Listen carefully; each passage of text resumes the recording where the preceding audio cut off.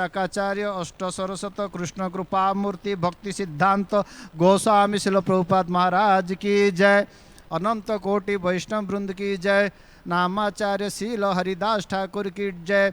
प्रेम से कहो जय श्री कृष्ण चैतन्य प्रभु नित्यानंद श्री अद्वैत गदाधर श्रीवासादि श्री गौर भक्त वृंद की जय। जय श्री श्री राधा कृष्ण गोप गोपीनाथ श्याम कुंड राधा कुंड गिरि गोवर्धन की जय। ब्रजभूमि वृंदावन धाम की जय। मथुरा धाम की जय। द्वारकापुरी धाम की जय। श्री क्षेत्र जगन्नाथपुरी धाम की जय। श्री श्री जगन्नाथ बलभद्र सुभद्रा महारानी की जय। नवदीप मायापुर धाम की जय। हरे कृष्ण महामंत्र की जय। युगधर्म हरिनाम संकीर्तन की जय। ग्रंथराज श्रीमद् भागवतम की जय। भगवत वाणी श्रीमद् भगवद गीता की जय। निताय गौर प्रेमानंदे। All glories to the assembled devotees, all glories to the assembled devotees, all glories to the assembled devotees, all glories to Guru and Gauranga. Om Namah Bhagavate Vasudevaya. Om Namah Bhagavate Vasudevaya. Om Namah Bhagavate Vasudevaya. नारायणं नमस्कृत्यं नरं चैव नरोत्तमं देवीं सरस्वती व्यासं ततो जयमुदीरये। नष्टप्रायेषु अभद्रेषु नित्यं भागवतं सेवया भगवते उत्तम श्लोके भक्तिर्भवति नैष्ठकी। तो प्रतिदिन की भांति आज भी हम लोग श्रीमद् भगवद गीता यथारूप के ऊपर चर्चाएं करेंगे। श्रीमद् भगवद गीता यथारूप अध्याय 3, अध्याय का नाम है कर्मयोग, श्लोक संख्या 38।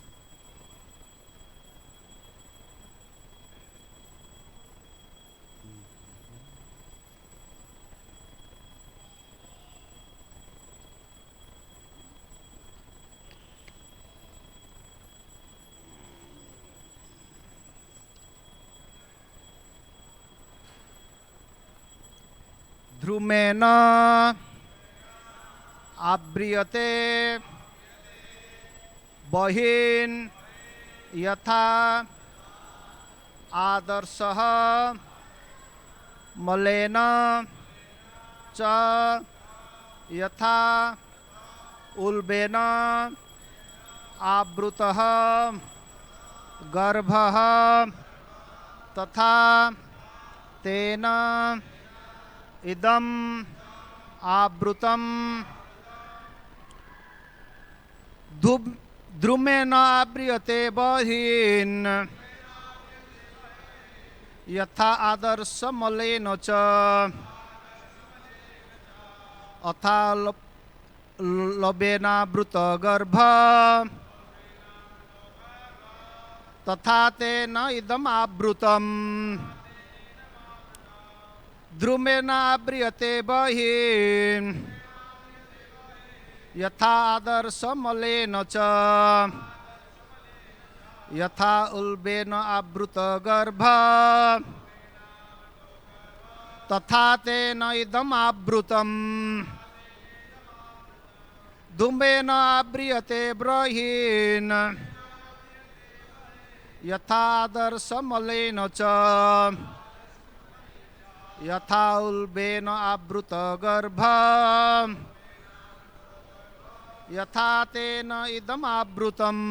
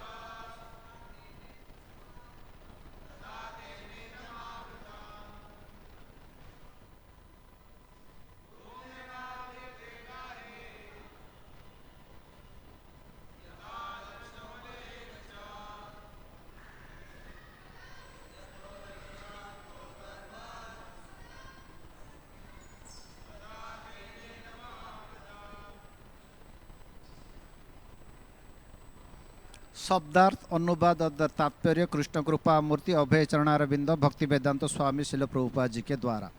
शब्दार्थ ध्रुमेन धुएं से, आव्रियते ढक जाती है, बहिन अग्नि, यथा जिस प्रकार, आदर्शः शीशा दर्पण, मलेन धूल से, च भी यथा जिस प्रकार, उल्बेन गर्भाशय द्वारा, आवृतः ढका रहता है, गर्भः भ्रूण गर्भ, तथा उसी प्रकार, तेना काम से, इदम यह, आवृतम ढका है। अनुवाद जिस प्रकार अग्नि धुएं से, दर्पण धूल से अथवा भ्रूण गर्भाशय से आवृत रहता है, उसी प्रकार जीवात्मा इसी काम की विभिन्न मात्राओं से आवृत रहता है। तात्पर्य जीवात्मा के आवरण की 3 कोटियां हैं, जिसमें उसकी शुद्ध चेतना धूमिल होती है।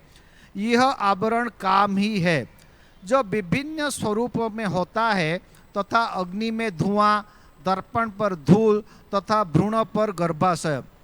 जब काम की उपमा ध्रुम से दी जाती है तो यह समझना चाहिए कि जीवित स्फुलिंग में अग्नि कुछ कुछ अनुभव गम्य है। दूसरे शब्द में जब जीवात्मा अपनी कृष्ण भावना मृत को कुछ कुछ प्रकट करता है तो उसकी उपमा धुआं से आवृत अग्नि से दी जा सकती है। यद्यपि जहाँ कहीं धुआं होता है वहाँ अग्नि का होना अनिवार्य है, किंतु प्रारंभिक अवस्था में अग्नि की प्रत्यक्ष अभिव्यक्ति नहीं होती। यह अवस्था कृष्ण भावना मृत की शुभ आरंभ जैसी है। दर्पण पर धूल का उदाहरण मन रूपी दर्पण का अनेक आध्यात्मिक विधियों से स्वच्छ करने की प्रक्रिया की समान है। उसकी सर्वश्रेष्ठ विधि है भगवान का पवित्र नाम का संकीर्तन। गर्भाशय द्वारा आवृत भ्रूण का दृष्टांत असहाय अवस्था से दिया गया है, क्योंकि गर्भस्थित शिशु इधर उधर हिलने के लिए भी स्वतंत्र नहीं रहता है। जीवन की यह अवस्था वृक्ष की समान है।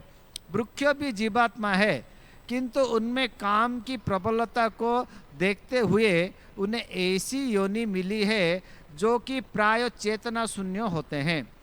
ध्रुमिल दर्पण पशु पक्षियों की समान है, जो ध्रुम से आवृत अग्नि मनुष्य के समान है। मनुष्य के रूप में जीवात्मा थोड़ा बहुत कृष्ण भावना मृत को उदय होता है, और यदि वो प्रगति करता है तो आध्यात्मिक जीवन के अग्नि मनुष्य जीवन में प्रज्वलित हो सकती है। यदि अग्नि को धुएं को ठीक से निमंत्रित किया जाए तो अग्नि जल सकती है। अतः यह मनुष्य जीवन जीवात्मा के लिए ऐसा सुअवसर है जिसे वो संसार के बंधन से छूट सकता है। मनुष्य जीवन में काम रूपी शत्रु को योग्य निर्दर्शन में कृष्ण भावना मृत की अनुशीलन द्वारा जीता जा सकता है। ओम अज्ञानतिमिरान्धस्य ज्ञानाञ्जनशलाकया चक्षुर्मिलितं येन तस्मै श्रीगुरुवे नमः। श्रीचैतन्यमनभीष्टं स्थापितं येन भूतले स्वयं रूपं कदा मह्यं ददाति स्वपदान्तिकं। वन्देऽहं श्रीगुरु श्रीयुक्तपदकमलं श्रीगुरुन् वैष्णवश्च।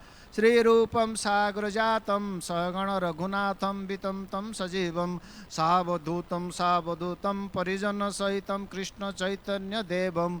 श्री राधा कृष्ण पादान् सगण ललिता श्री विशाखान्वितं च। हे कृष्ण करुणा सिंधु दीनबंधु जगत्पते गोपेश गोपिका कांत राधा कांत नमस्कृते। तप्त कांचन गौरांगी राधे वृंदावनेश्वरी वृषभानुसुते देवी प्रणमामि हरिप्रिये। वाञ्छाकल्पतरुभ्यश्च कृपा सिन्धु एव च पतितानां पावनेभ्यो वैष्णवेभ्यो नमो नमः। जय श्री कृष्ण चैतन्य प्रभु नित्यानंद श्री अद्वैत गदाधर श्रीवासादि श्री गौर भक्त वृंद। हरे कृष्णा कृष्णा कृष्णा हरे हरे, हरे राम राम राम हरे हरे। तो ये अर्जुन भगवान के सामने प्रश्न रख रहे हैं कि अथ के न प्रयुक्तयम पाप चरति पुरुष अनिच्छन्य अपे वृष्णेव बलदेव नियोजित। तो वैदिक शास्त्र पूरा प्रश्न उत्तर की श्रृंखला है और ये अधिकतर गुरु और शिष्य के बीच में संवाद है। तो जब भी कोई भी चीज़ को, कोई विषय वस्तु को, किसी प्रसंग को समझ में नहीं आता है तो तुरंत क्या करना चाहिए? प्रश्न पूछना चाहिए। जब तक आप प्रश्न नहीं पूछेंगे, आपका संशय दूर नहीं होगा, वहाँ पर आपका प्रगति रुक जाएगा। जब वो संशय का समाधान होगा तो धीरे धीरे क्या है और प्रगति हो सकता है। तो ये भगवत गीता की प्रारंभ भी किस में होता है? प्रश्न से ही आरंभ होता है। कौन किसको पूछ रहा है? धृतराष्ट्र संजय को पूछ रहे हैं। क्या पूछ रहे हैं? धर्म क्षेत्रे कुरुक्षेत्रे समवेत यो सब मामका पांडवा चैव किम कुर्वन्ति संजय।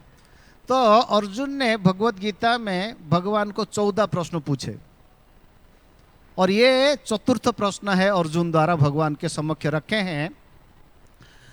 तो पहले अर्जुन और जो प्रथम अध्याय में जो कुछ भगवान को अनुरोध किए हैं कि मैं मेरा रथ को दोनों सेना के मध्य में रखिए, मैं विपक्ष में कौन कौन योद्धा सम्मिलित होने के लिए आए हैं मैं देखना चाहता हूं। वो प्रश्न नहीं है, वो क्या है? भगवान को अनुरोध है। आदेश तो नहीं बोल सकते हैं, अनुरोध है भगवान से।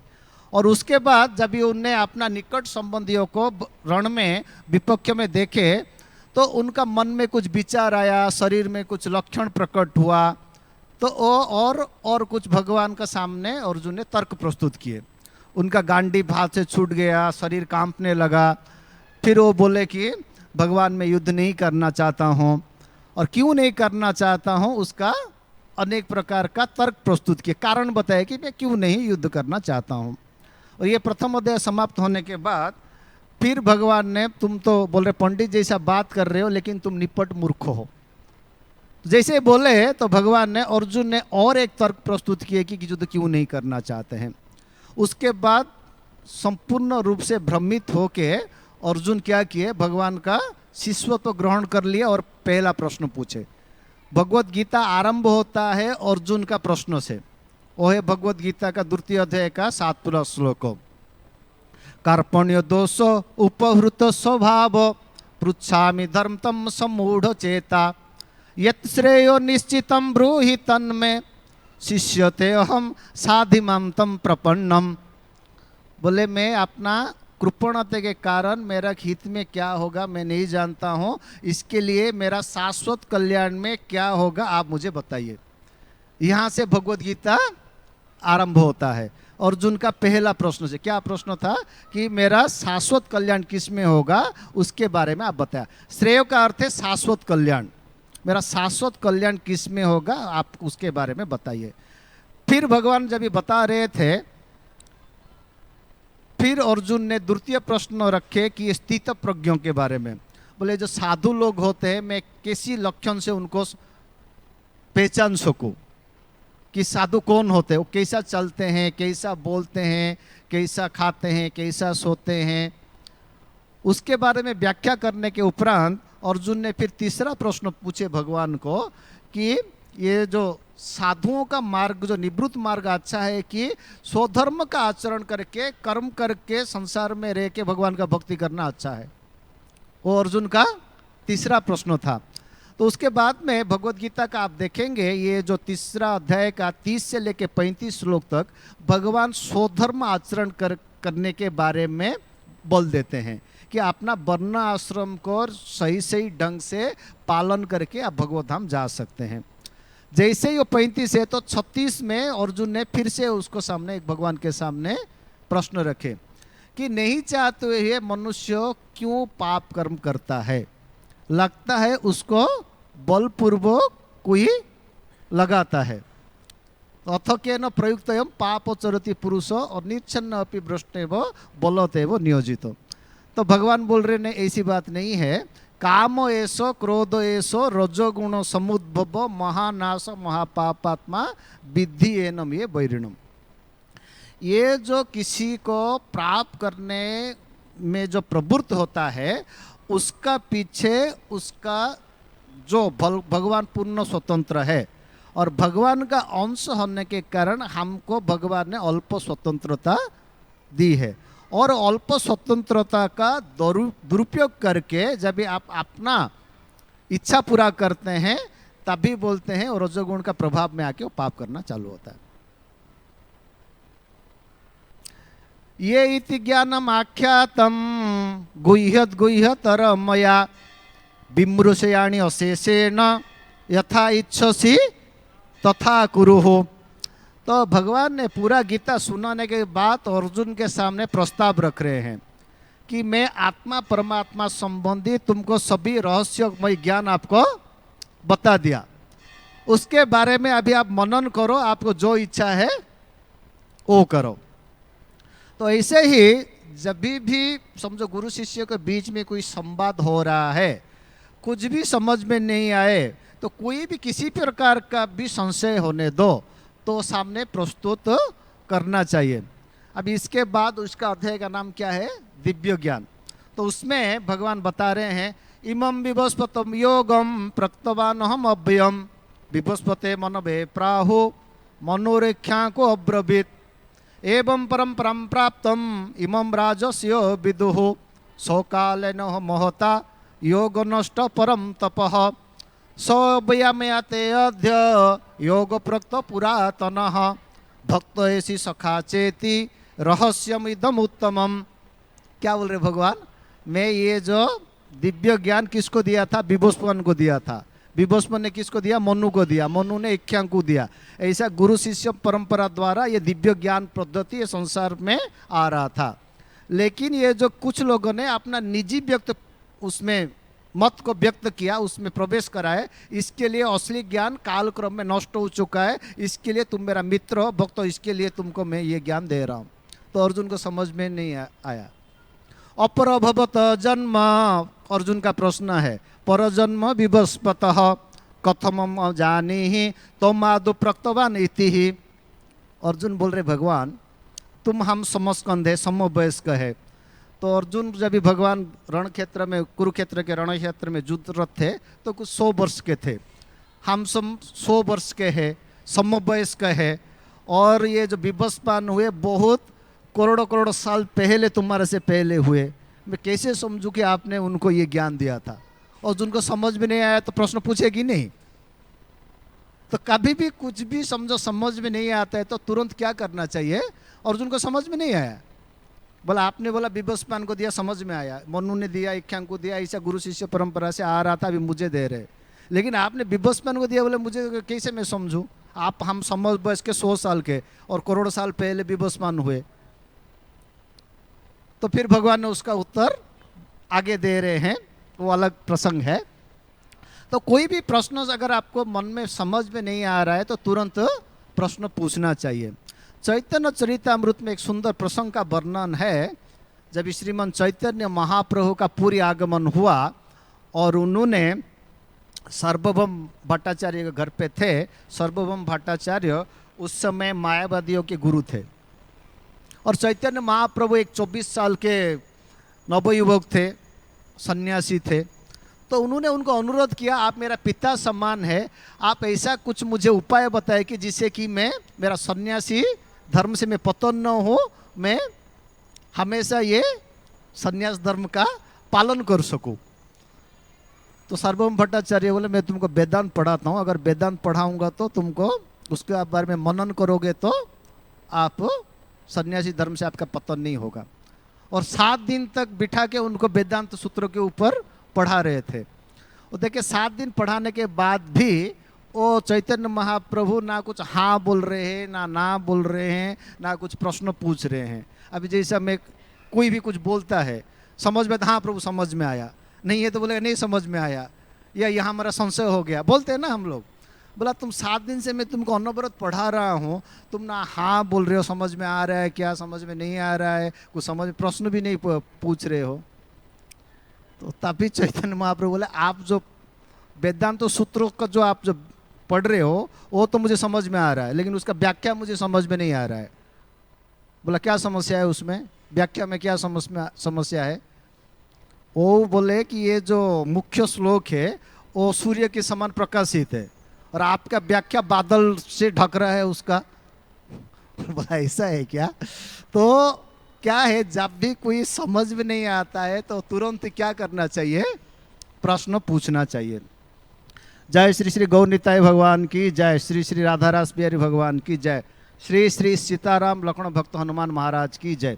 मंदिर का पट फिर 8:30 बजे खुलेगा, ठाकुर जी का शयन आरती होगा और जी लोग फिर से ठाकुर जी का दर्शन करना चाहते हैं और शयन आरती में सम्मिलित होना चाहते हैं वो यहाँ बैठ सकते हैं और ये भगवत गीता का चर्चा में भाग ले सकते हैं, फिर 8:30 बजे दर्शन करके जा सकते हैं। तो जब भी कोई मन में प्रश्न आता है, समझ में नहीं आता है तो तुरंत रखना चाहिए और उसका संशय का समाधान करना चाहिए। तो ऐसा अर्जुन ने अनेक प्रश्न पूछा। तो ये जो प्रश्न है तो नहीं चाहते हुए आदमी को पाप में क्यों करता है, लगता है उसको बलपूर्वक लगाया जाता है।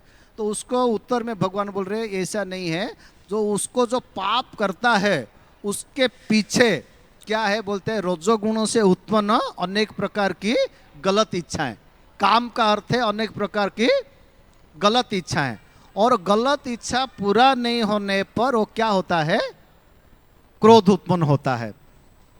तो ये काम के बारे में ये भगवत गीता में भी भगवान अनेक प्रकार सुंदर व्याख्या की है और ये काम और प्रेम की परिभाषा चैतन्य चरितामृत में बताया गया है।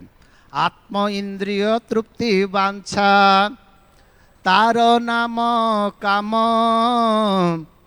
कृष्ण इंद्रिया इच्छा धरे प्रेम नाम। क्या बोल रहे हैं, आत्म इंद्रिया वांछा तारे बोली काम। जब हम अपना इंद्रियों की तुष्टि के लिए कोई भी कार्य करते हैं तो उसको क्या बोलते हैं, काम। कृष्ण इंद्रिया प्रीति इच्छा धरे प्रेम नाम। और भगवान की इंद्रियों के लिए तुष्टि के लिए जो भी हम कार्यकलाप करेंगे उसको क्या बोलते हैं, प्रेम। तो उसको और थोड़ा परिभाषा देते हैं और बोल रहे हैं क्राम प्रेम दोहार विभिन्न लक्षण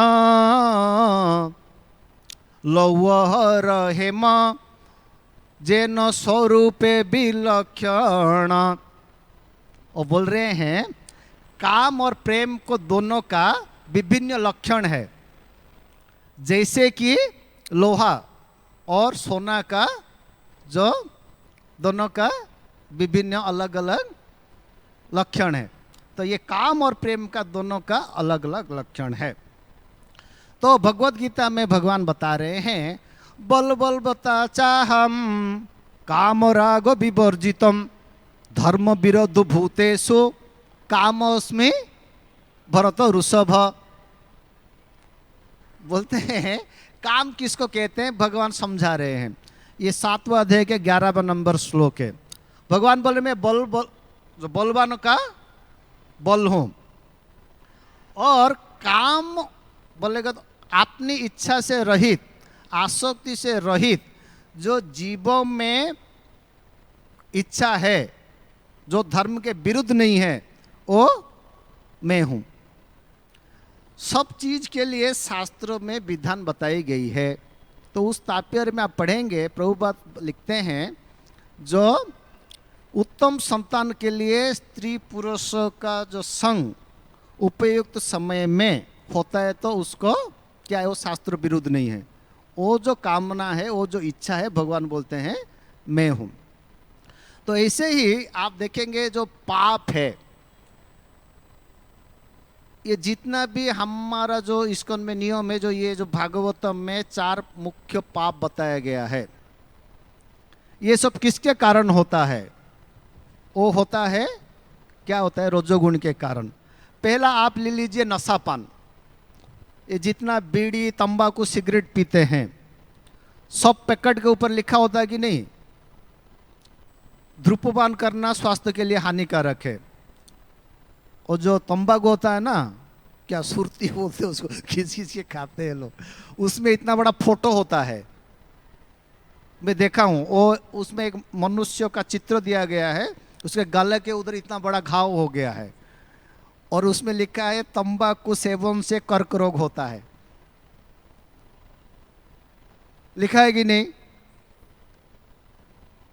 तो पैसा दे के जहर खा के बीमारी लाना क्या किसका काम है? अज्ञान का है। अज्ञान किसका लक्षण है? तमोगुण का। कौन खाने के लिए बोला? अरे पैसा खर्चा करके अच्छा चीज कुछ खाओ भाई, क्यों ये जहर खाना है? तो ये क्या बोलते, कोई पाप करता है तो किसके कारण करता है? रजोगुण के प्रभाव से करता है। और उसको भगवान कभी कभी स्वयं गीता भागवत शास्त्रों के माध्यम से समझाते हैं, कभी आध्यात्मिक गुरु के माध्यम से समझाते हैं, और कई लोगों के माध्यम से उसको समझाते हैं कि ये गलत चीज़ है, पाप है, उसको मत करो। लेकिन आपने को जो स्वतंत्रता दी गई उसका दुरुपयोग करके हम क्या करते हैं? पाप करते हैं। आप देख सकते हैं जो मदिरा पीते हैं, मदिरा कौन सा बहुत बड़ी अच्छी वस्तु है, खाने के टाइम उसको क्या विभिन्न प्रकार का कड़वा चीज है, चाखना खाना पड़ता है, और कुछ लेते हैं उसको खाने के लिए, और खाने के बाद नशा हो जाता है, क्या क्या गलत कार्य करते हैं, उसका जो बुद्धि भ्रष्ट हो जाते हैं, किसी को गाली देते हैं, रास्ता में गिरते हैं, क्या क्या करते हैं, आप लोग देखा होगा, संसार में अनुभव है। अरे भाई, सरकार भी अधिक उसमें कर लगाते हैं, क्या अच्छा चीज है? तो पाप करने में कौन प्रबुद्ध करता है? उसकी खुद की इच्छा। आप किसी भी वैद्य को मिलो, डॉक्टर को मिलो, किसी भद्र व्यक्ति मिलो, किसी को साधु को मिलो, आपको क्या बोलेंगे? दूध पियो, दही पियो, चास पियो, शक्ति आएगा। क्या चीज़ है उसमें? मदिरा में क्या है? पैसे की व्यर्थता है, लीवर खराब होगा, किडनी खराब होगा, नशा में रास्ता में गिरोगे, किसको गाली दोगे, क्या क्या करोगे। तो लेकिन सबको समझाते हुए भगवान वो पाप है उसको नहीं करने के लिए वैद्य के माध्यम से, साधु के माध्यम से, कुछ भद्र व्यक्ति के माध्यम से भी समझाते हैं। लेकिन वो क्या अपना स्वतंत्र का दुरुपयोग करके पीता है। तो पाप कौन कराता है? कि उसका जो रजोगुण, गलत इच्छाएं।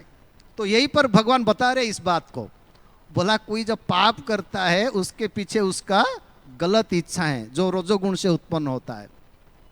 दूसरा आप ले लीजिए मांसाहार। मांस क्यों खाते हैं? किसी जीव को काटना कितना तड़पते हैं, बकरी को काटो, किसको मुर्गा को काटो।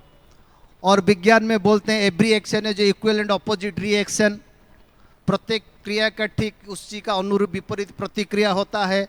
आप किसी जीव को कष्ट दोगे तो तुमको ऐसा प्रकार का कष्ट मिलने वाला है, विज्ञान भी बोलता है, फिर भी काटेंगे। और क्या भी उसमें क्या शक्ति होता है? मांस बोले तो किसका मुर्दा है ना, मुर्दा खाओगे और अदर जटलाग निजाल के श्वसान बनेगा पेट, विभिन्न प्रकार बीमारी होगा कि नहीं। अगर आपको शक्ति भी चाहिए तो वैज्ञानिकों ने उसके ऊपर विश्लेषण किया, तो आपका जो क्या बोलते सोयाबीन है ना, सबसे अधिक प्रोटीन है। लाल चना खाओ, विभिन्न प्रकार का अंकुरित बीज खाओ, भगवान को भोग लगा के, दाल खाओ, विभिन्न प्रकार का शस्य खाओ, फल खाओ, उसमें इतना शक्ति है, आप इतना कार्य करोगे जो मांस खाने में नहीं कर पाओगे। तो किसी जीव को कष्ट दे के आप मांस खा रहे हो और ये पेट को श्मशान भूमि बना के जो मुर्दा जला रहे हो, तो अपना इच्छा के कारण है कि नहीं। तो वही बात भगवान यहाँ पर क्या कर रहे हैं, स्पष्ट कर रहे हैं। और भक्ति रसामृत सिंधु में जो वैदिक भक्ति का 64 अंक का बारे में वर्णन है, उसमें पहले 10 करना चाहिए, 10 नहीं करना चाहिए बताया गया है। पहले 10 करना चाहिए, फिर 10 नहीं करना चाहिए। उसमें से एक अंग है किसी जीव को कष्ट नहीं देना। अगर आप किसी जीव को कष्ट दोगे तो उसका जो अंतर में, हृदय में वेदना होती है, कष्ट होता है, उसे वो अभिशाप देता है, जो कि आपका भक्ति जीवन में प्रगति में सबसे बड़ा बाधा। डॉक्टर लोग कहते हैं घास पे चलो, घास भी जीवात्मा है कि नहीं? उसके ऊपर जब ये इतना चलोगे कि उसको कष्ट होगा कि नहीं, और वो अपना वेदना प्रकट कर रहा है, अपना घास का भाषा नहीं समझ सकते हो, इसके लिए वो क्या बोल रहे हो समझने में आपको नहीं आ रहा है, लेकिन वो भी उसको कष्ट हो रहा है और अपना वेदना प्रकट कर रहा है। और आप किसके लिए चल रहे हो? डॉक्टर बोल दिया आंख थोड़ा रोशनी बढ़ेगा, बढ़ा कि नहीं पता नहीं। और जमराज है ना, ये डॉक्टर की भाषा नहीं समझते हैं, वो खाली वेद का भाषा समझते हैं। किसका भाषा समझते हैं? वेद की भाषा समझते हैं। और बोला आपने कष्ट दिया तो आपको दंड मिलेगा। और किसी को कष्ट दे के उसका हृदय से जो वेदना होती है, वो जो अभिशाप देते हैं, वो अभिशाप को ग्रहण करके आप कभी भक्ति में उन्नति नहीं कर सकते हो। भक्ति रसामृत सिंधु के जो 10 नहीं करने का जो नियम बताया गया उसमें है। तो इस प्रकार अगर मांसाहार भी करोगे तो उसमें भी किसी जीव को कष्ट होगा और वो कोई बहुत अच्छी बात नहीं है। वो भी जो हम मांस खाते हैं वो भी अपनी ये करने के कारण। और दूसरा हो गया जुआ सट्टा खेलना। क्या लाभ है जुआ सट्टा खेलने में? अभी तक कोई जीता है क्या? जो लोग खेला सब लोग का बहुत अवस्था खराब हुआ है। भागवतम में, महाभारत में ऐसा अनेक दृष्टांत का वर्णन है। युधिष्ठिर महाराज जुआ में हारने के कारण ही 12 साल वनवास, 1 साल अज्ञातवास। और युधिष्ठिर महाराज ऋषियों के सामने एक प्रश्न रखे हैं, बोला मैं तो जुआ में खेल के हार गया, इतना जंगल का कष्ट भोग रहा हूँ। बोला ऐसा दूसरा कोई व्यक्ति भी है कि जो जुआ खेल के हार गए कष्ट भोगा है? तो ऋषि लोग नल दमयंती की कथा बताते हैं। तो एक नहीं है, जुआ खेल के अनेक लोगों को कष्ट हुआ है। रुक्मिणी का भाई रुक्मी था, वो जुआ खेलने टाइम गड़बड़ किया, बलराम जी उठा के एक गदा में मारे, मृत्यु भी हो सकती है, कुछ भी हो सकता है। तो कपट है, अच्छा नहीं है। और जब भी जुआ खेलते तो लोग बोलते ये मत खेलो। तो ये भी कोई अपनी स्वतंत्रता का दुरुपयोग करके खेलते हैं। युधिष्ठिर महाराज सबको मना किया गया, बोला जुआ खेलना अच्छी बात नहीं है, लेकिन जुआ खेले तो उसका परिणाम क्या हुआ? दुख कष्ट ही है। अपना इच्छा से करेंगे वो पाप है और उसका प्रतिफल भोगना होता है। दूसरा अवध स्त्री संग। भगवान बोले ठीक है, पुरुष स्त्री का संग संसार में है, आहार निद्रा भय मैथुन, शरीर की मैथुन एक आवश्यकता है। विवाह करो, पत्नी का, स्त्री का उत्तरदायित्व लेकर उसको भरण पोषण करो। एक स्त्री से संतुष्ट नहीं है, अनेक विवाह करो। शास्त्र में लोगों ने अनेक विवाह किया और ये वैदिक शास्त्र के अनुसार भी है। लेकिन किसी दूसरा पर स्त्री, विवाहित स्त्री के साथ गलत संबंध मत रखो। ठीक है, अनेक विवाह करो, कोई समस्या नहीं है, अगर आप उनको उसका उत्तरदायित्व ले सकते हो तो। तो यहां पर भगवान बता रहे हैं कि ये जो पाप है वो अपनी रजोगुण के कारण उसका मन में ये गलत इच्छाएं होती है, उसको पूरा करने के लिए वो ऐसा करता है। और उसका बहुत सुंदर परिभाषा भगवान द्वितीय अध्याय के ये 62 और 63 श्लोक में बता रहे हैं। धायत विषयानुपुंस संगसोपजायते, संगसजायते काम, कामत क्रोध विजायते, क्रोधत भवति सम्मोह, सम्मोहत स्मृति विभ्रम, श्रुति भंसात बुद्धिनाश, बुद्धिनाशत प्रणश्यति। बोलती है कामना कैसा मन में आती है, जागृत होता है मनुष्य का हृदय में, उसका वर्णन भगवान बता रहे हैं। बोलते धायत विषयानुपुंसो, जब इंद्रिय विषय वस्तु को देखता है तो उसके बारे में मनन करता है। जब भी मनन करता है तो उसको प्राप्त करने की इच्छा होता है, जिसको ही क्या कहते हैं? काम कहते हैं। गलत इच्छा है। जब तक मनुष्य देखता नहीं तब तक मनुष्य को मन में इच्छा नहीं होती है। अभी समझो आपको किसी भी व्यंजन आपको पसंद है, रसगुल्ला, गुलाब जामुन, समोसा, जो भी है, जब तक आप देखेंगे नहीं तब तक वो मन में इच्छा नहीं होगा। जब उसको देखने से, अभी आप प्रसादम हॉल में गए नहीं, क्या प्रसादम बना पता नहीं है, तो मन में कुछ इच्छा नहीं होगा। जब उधर जाएंगे देखेंगे पनीर का सब्जी बनाया, रसगुल्ला, गुलाब जामुन, तो क्या होगा, खाने की इच्छा होगा, बोला ये दो ये दो ये दो। तो कितना देखो, भगवान इसके लिए बोल रहे ये ज्ञान नहीं है, विज्ञान है। तो भगवान वैज्ञानिक ढंग से प्रस्तुत कर रहे हैं। जब ये इंद्रिय वस्तु को देखता है तो उसमें बारे में क्या करता है, चिंतन करता है। चिंतन करता है जब भी उसको प्राप्त करने की इच्छा होती है, उसको क्या बोलते हैं, काम बोलते हैं। और काम पूरा नहीं होने पर क्या होता है, क्रोध प्रकट होता है। आपको 5 रसगुल्ला चाहिए, अभी वो व्यक्ति सामने 2 देगा तो आपका इच्छा पूरा नहीं हुआ, क्रोध आएगा। संसार में जितना भी देखिए, काम से जो इच्छा नहीं पूरा होने पर क्रोध। मैं चाहता हूं आप कुछ मेरा बात सुनो, नहीं सुनेंगे तो मुझे क्रोध आएगा, क्योंकि मेरा इच्छा के अनुरूप आप काम किया नहीं। तो ये व्यक्तिगत व्यवहार से देख सकते हो पूरा संसार में। मनुष्य का कुछ इच्छा होती है, वो पूरा नहीं होने पर क्रोध होता है। जब ये क्रोध से भी आदमी संतुष्ट नहीं होता है, उसके ऊपर पूर्ण आसक्ति होता है और उसके ऊपर पूरा अज्ञान छा जाती है।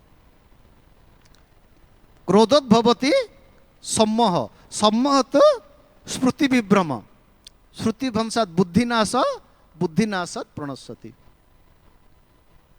तो किसी भी चीज, अभी कोई पुरुष अगर स्त्री को नहीं देखेगा तो उसका मन में भोग करने की इच्छा नहीं होगा, लेकिन जैसे ही देखते ही क्या होता है, इच्छा जागृत हो जाती है। तो भगवान वैज्ञानिक ढंग से प्रस्तुत कर रहे हैं कि नहीं। जब इंद्रिय वस्तु देखोगे तभी उसके बारे में चिंतन करोगे, तभी उसको आपको प्राप्त करने की इच्छा होगा। उसको ही बोलते हैं काम। वो पूरा नहीं ऊपर क्रोध होगा। तो यहां पर बोलते हैं ये जो मनुष्य का सबसे बड़ा शत्रु है वो क्या है, आध्यात्मिक उन्नति है, वो है काम। और आगे चल के भगवान बहुत सुंदर व्याख्या कर रहे हैं, अगर ये काम हमारा शत्रु है तो शत्रु को विजय प्राप्त करने के लिए शत्रु कहाँ रहता है जानकारी करना पड़ेगा, है कि नहीं। उसका क्या शक्ति है, तभी तो उसके ऊपर आक्रमण करके उसको पराजय कर सकते हो। तो आगे चल के भगवान बहुत सुंदर आगे व्याख्या करेंगे कि मन बुद्धि इंद्रिय ये काम का निवास स्थान है, रहता है कहाँ है, यहाँ। और बोला एक एक विषय वस्तु, अगर एक इंद्रिया एक विषय वस्तु जाएगा तो उसका पतन होने का संभावना है। इसके लिए उसको विजय प्राप्त करके उसको भगवान में लगाओ। तो आगे व्याख्या करेंगे ये जो शत्रु का निवास स्थान कहाँ है और उसका शक्ति क्या है, उसको कैसा परास्त कर सकते हो, भगवान अगला श्लोकों में व्याख्या करेंगे। तो इस विशिष्ट श्लोक में भगवान जो बता रहे हैं, ये जो कामना है, गलत इच्छाएं अलग अलग लोगों में अलग अलग मात्रा में रहता है। जैसे पर यहाँ पर भगवान 3 उदाहरण दे रहे हैं। जैसे पहले धुआं होता है, इसका अर्थ वहाँ अग्नि है, थोड़ा हवा मारने से वो जल जाएगा। तो वहाँ पर जो कामना है बहुत थोड़ी है, अल्प है। और दूसरा बोलते हैं दर्पण धूल से, अगर बहुत मोटा परत लग जाए तो उसको साफ करने में बहुत समय लगता है, तभी आप अपना प्रतिबिंब देख सकते हैं। तो ऐसे बोलते वो और से उससे मोटा स्तर है। और उससे जो अधिक जो कामना है वो क्या है, बोलते हैं गर्भाश्रय में जैसा गर्भ रहता है वो दिखता नहीं है। तो ऐसा बोलते हैं ये कामना का अलग अलग स्तर के बारे में भगवान इस प्रकार बता रहे हैं। और ये जो कामना है वो रजोगुण से उत्पन्न होती है। आप श्री भगवद गीता के 14वां अध्याय में जब भगवान ये प्रकृति का 3 गुणों के बारे में बता रहे हैं और रजोगुण का जब लक्षण के बारे में बता रहे हैं, वहाँ पर बोले स्त्री पुरुषों के प्रति जो आकर्षण है वो रजोगुण का एक मुख्य लक्षण है। जब भी इस प्रकार कामना गलत इच्छा किसी भी जीव का मन में बैठ जाता है, उसको कितना समझाने पर भी वो समझता नहीं और क्या करता है, वो रजोगुण का प्रभाव से आके पाप करते हैं। तो रामायण से हम एक व्यक्तित्व का ऐसा उदाहरण आप देख सकते हैं जो है रावण।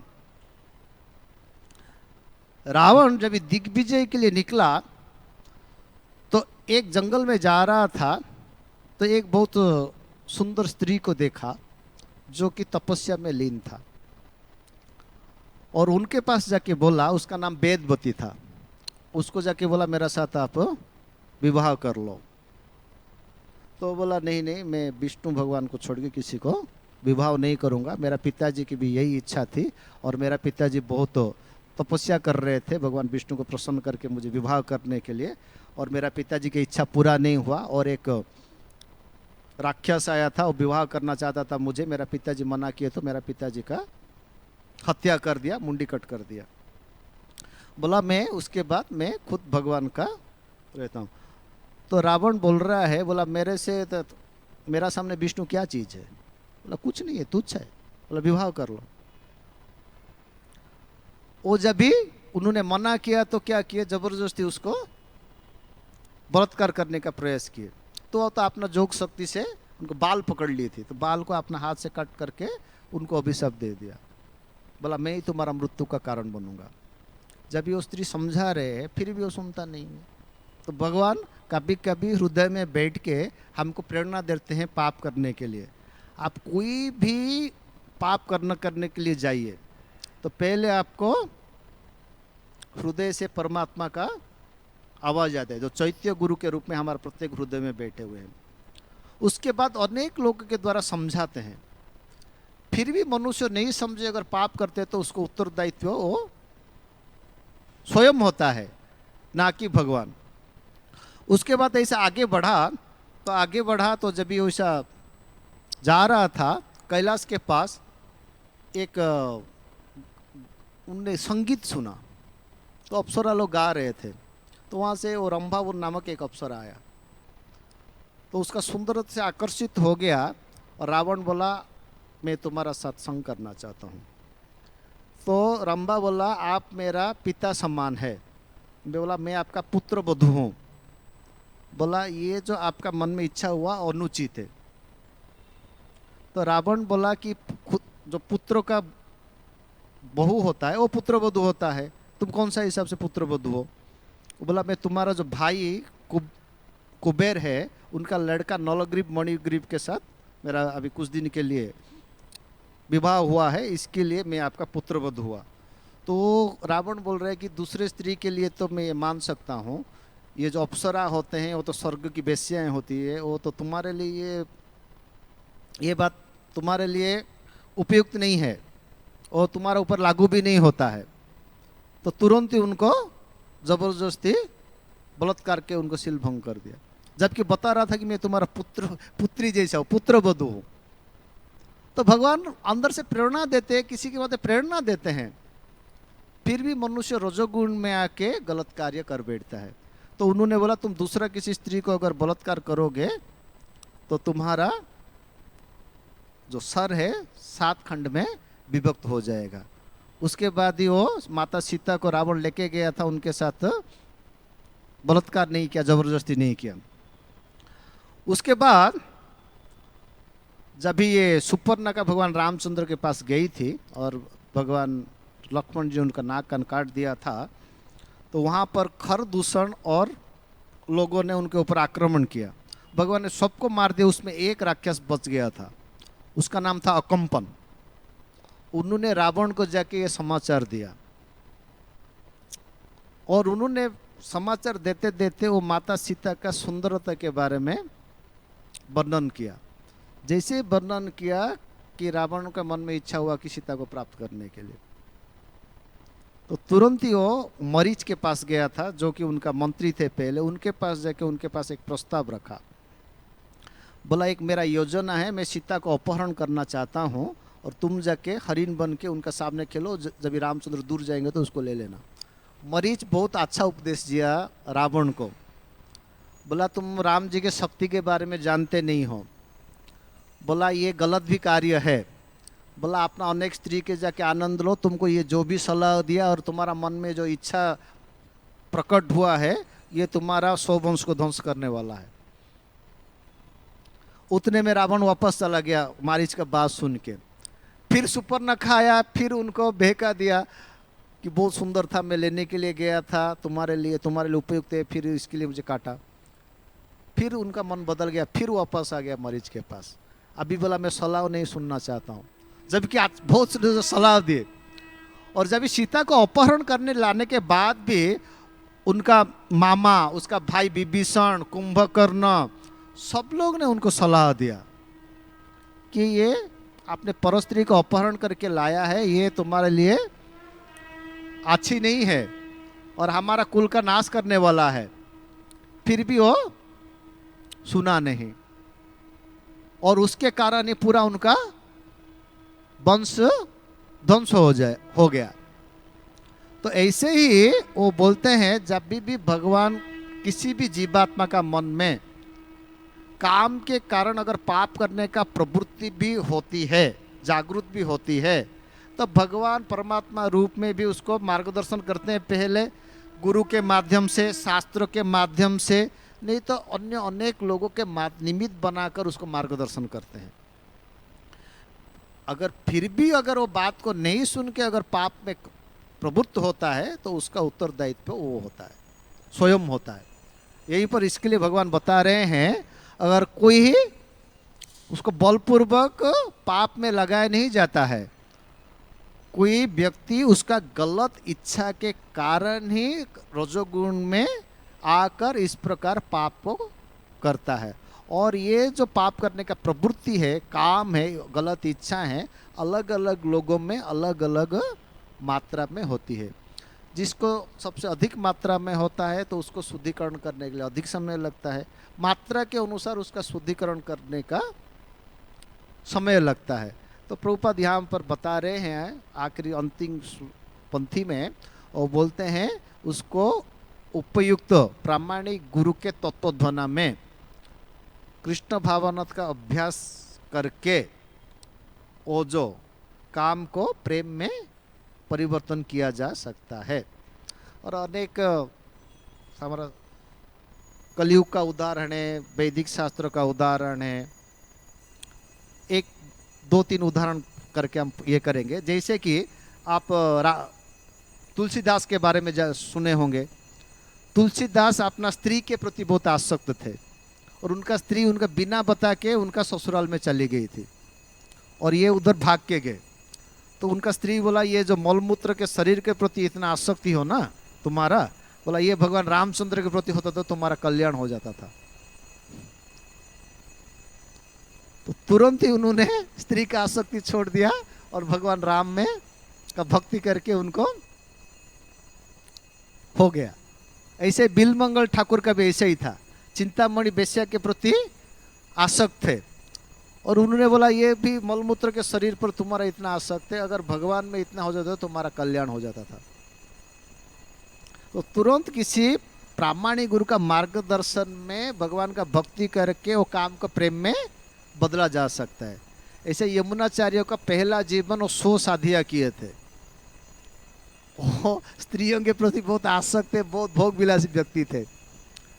लेकिन जब भी उनका एक मार्गदर्शन में रंगनाथ का दर्शन हुआ, मार्गदर्शन मिला उनको और उनका मार्गदर्शन में भगवान का भक्ति करने लगे, तभी क्या बोल रहे हैं, बोला अभी जब भी मैं ये स्त्री सुख के बारे में सोचता हूँ तो उसको थूकता हूँ, क्योंकि भगवान का भक्ति में मुझे अभी नए नए प्रकार का रस का अनुभव हो रहा है। तो उपयुक्त मार्गदर्शन में भगवान का भक्ति करके वो काम को प्रेम में बदला जा सकता है। तो शत्रु को फिर क्या मित्र बनाया जा सकता है। भगवत गीता में भगवान यही बोल रहे हैं। फिर आगे श्लोक में भगवान व्याख्या करेंगे कि ये जो काम का निवास स्थान कहाँ है, उसका शक्ति क्या है और किस प्रकार उसके ऊपर विजय प्राप्त किया जाता है, वो आगे भगवान बताएंगे। हरे कृष्णा।